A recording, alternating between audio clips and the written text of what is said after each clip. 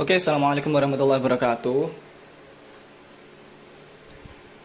Alhamdulillahirabbil alamin. Wassalatu wassalamu ala sayyidil anbiya'i wal mursalin sayyidina Muhammadin ibni Abdullah wa ala alihi wa sahbihi wa baraka ajma'in. Asyhadu an la ilaha illallah wahdahu la syarikalah, asyhadu anna Muhammadan abduhu rasuluhu la nabiyya ba'd. Oke, jadi mari kita lanjut ke bab selanjutnya. Kita sampai pada tema berbakti, hormat dan patuh kepada kedua orang tua. Jadi dalam agama Islam sudah sering sekali kalian dengar bahwa orang tua itu memiliki kedudukan dan peranan yang sangat penting, baik itu dari tataran sosial, agama maupun kebudayaan kita. Maksudnya apa? Ya, orang tua itu patut kita taati, kita berbakti padanya selagi itu baik dan tidak menyimpang dalam koridor syariat. Oke, nanti Bapak akan sajikan setidaknya 7 hadis. Sebenarnya banyak sekali hadis yang membahas tentang berbakti pada orang tua. Begitupun juga dengan ayat Quran. Tapi karena memakan waktu, Bapak cukup hadirkan 7 hadis saja. Oke.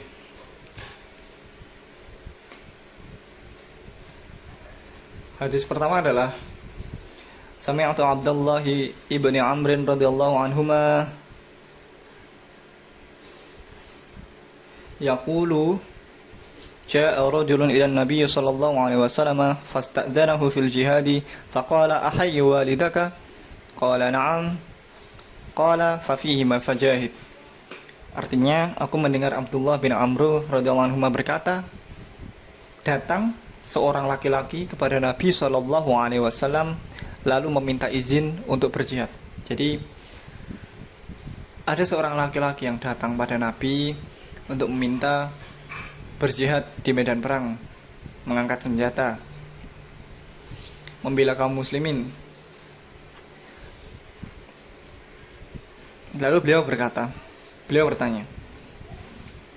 Nabi bertanya, apakah kedua orang tua masih hidup? Laki-laki itu menjawab, iya, masih hidup. Maka beliau berkata, kepada keduanya lah kamu berjihad. Nah, berjihad dalam hadis ini dimaknai bukan angkat senjata atau di medan perang atau defend membela umat Islam, tapi dalam hadis ini berbakti kepada orang tua itu pahalanya setara, bahkan melebihi berjihad fisabilillah. Karena kenapa? Karena pertama, lewat orang tualah, ya semuanya karena Allah ya, tapi lewat orang tualah kita mendapatkan pendidikan, mendapatkan pengasuhan, mendapatkan pemeliharaan dari kecil sampai besar, sampai bisa mencari penghidupan sendiri. Melalui orang tualah kita dikenalkan Allah, kenalkan iman dan Islam, dikenalkan siapa itu Nabi, apa kitab kita, dan lain-lain. Dan melalui orang tua lah kita diberi rezeki ya. Ya tentunya rezeki itu tidak turun langsung dari langit berupa uang, satu karung uang, enggak.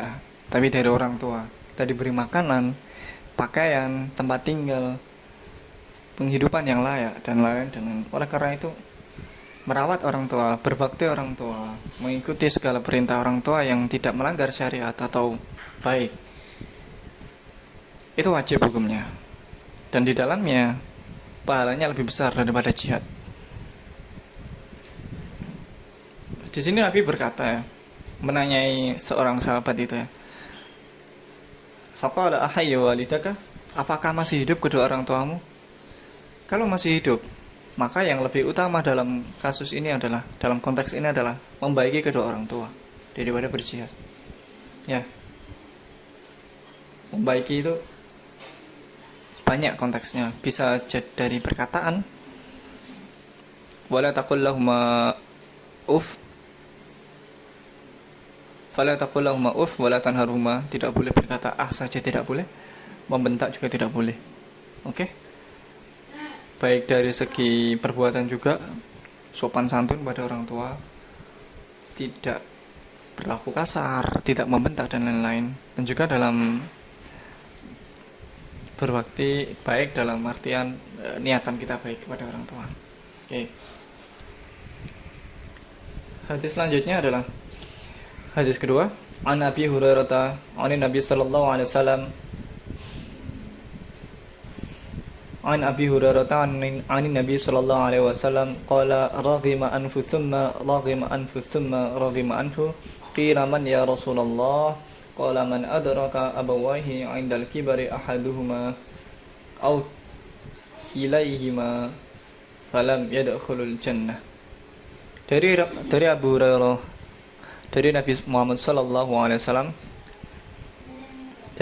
dari Abu Hurairah dari Nabi Muhammad SAW, beliau bersabda bahwa dia celaka sampai 3 kali Nabi mengucapkan celaka. Lalu beliau ditanya, siapakah yang celaka wahai Rasulullah?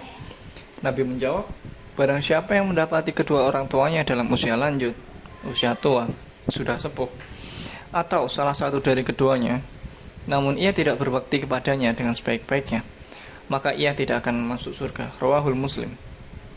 Hadis riwayat Muslim. Bapak akan jelaskan, kalau Nabi itu menyebut celaka 1 kali, itu maka suatu perbuatan itu haram dilakukan. Tapi kalau Nabi sampai menyebut atau mengulangi 3 kali kata-kata celaka atau kata-kata larangan,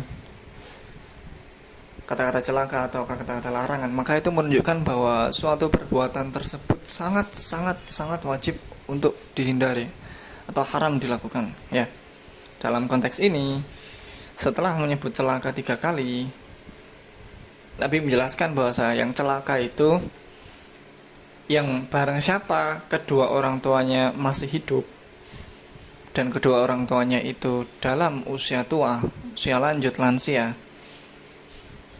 atau salah satunya, tidak harus keduanya, boleh ibu saja terus ayahnya udah meninggal, atau ayahnya saja ibunya udah meninggal. Barang siapa yang mendapati kondisi seperti itu tapi dia tidak sanggup atau dia melewatkan kesempatan berbakti untuk kedua orang tuanya atau salah satunya dengan level berbakti yang sebaik-baiknya, maka dia tidak akan masuk surga. Ya. Jadi di sini itu yang dilarang itu bukan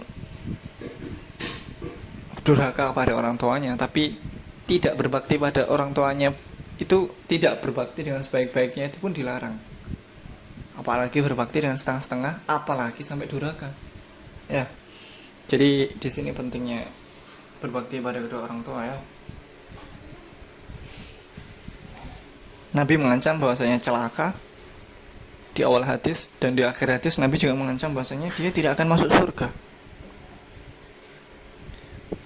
Jadi sirna semua perbuatan kita, mau sholat sampai sebanyak apapun, sedekah seharta mau kamu sedekahkan semua, atau kamu puasa siang malam setiap hari dalam setahun, tapi kalau durhaka kepada orang tua sirna, tidak ada artinya di sisi Allah.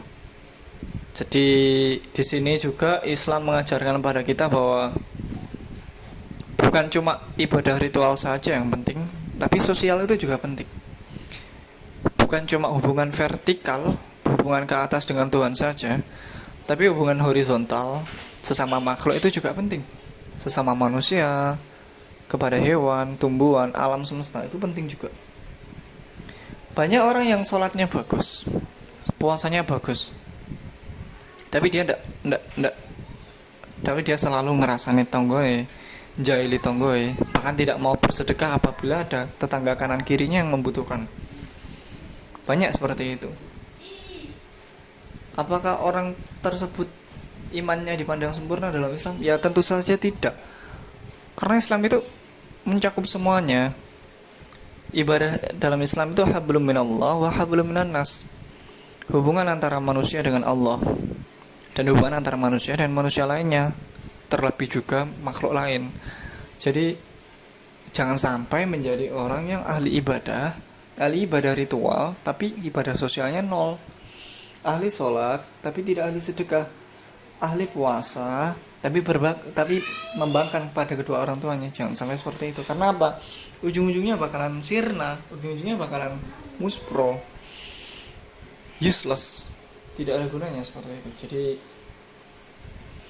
harus imbang ya, harus ketemu titik equilibriumnya, balance antara ibadah sosial dan ibadah ritual, hablum minallah dan hablum minannas. Termasuk yang paling penting dari ibadah sosial atau hablum minannas adalah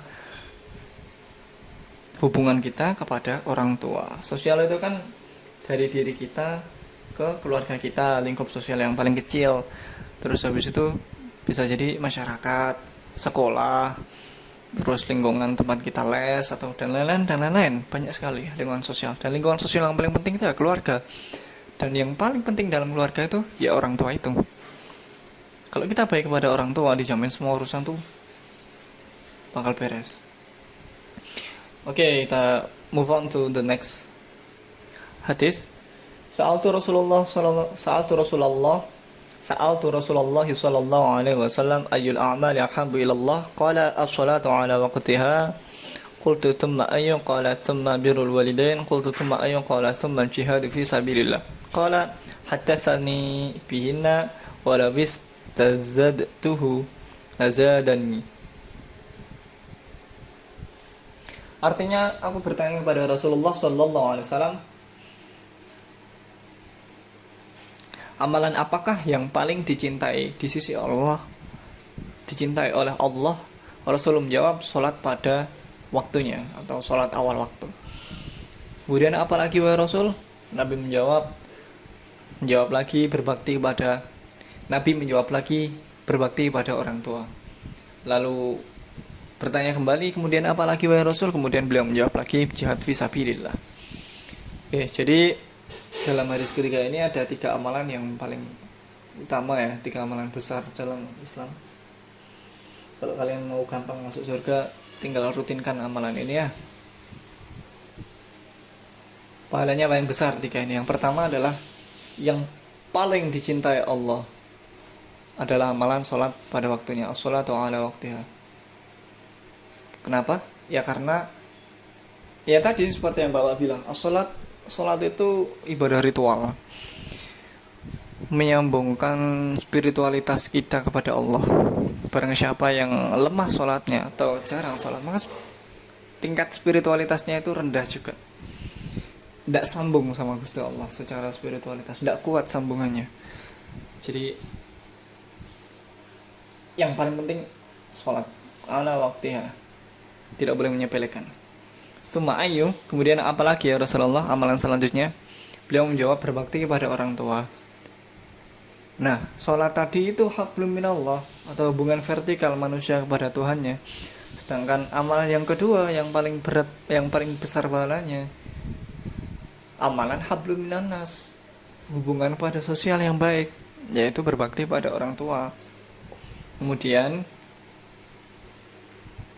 amalan ketiga apalagi ya Rasulullah? Jihadu fisabilillah. Al-jihadu fisabilillah. Berjihad fisabilillah. Tentunya zaman sekarang itu tidak relevan